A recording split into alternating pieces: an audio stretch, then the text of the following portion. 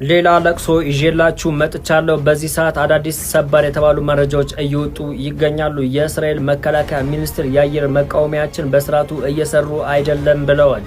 የአየር መከላከያ ስርዓቶች ሙሉ ለሙሉ አስተማማኝ ስላልሆኑ የሀገር ውስጥ እዝ የሚሰጠንን መመሪያ እየጠበቀን መከታተል አለብን፣ ጥንቃቄ ማድረግ አለብን። የኢራን ሚሳኤሎች ሲመጡ ማስጠንቀቂያ ሊሰጠን ይገባል እያሉ ይገኛሉ።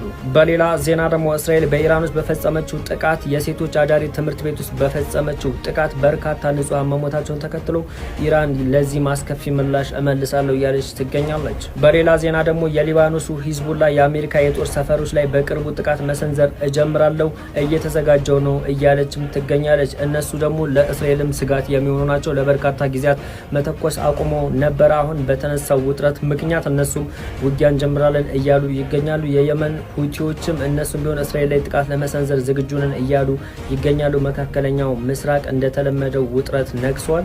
እንግዲህ ወደ ከፍተኛ ውጊያ እንዳይገባ ስጋት ነው እየተባለ ይገኛል። አዳዲስ ዜናዎች ሲወጡ አደርሳችኋለሁ። በደም ሼር፣ ኮፒ ሊንክ፣ ሪፖስት ያርጋችሁ አዳርሱት።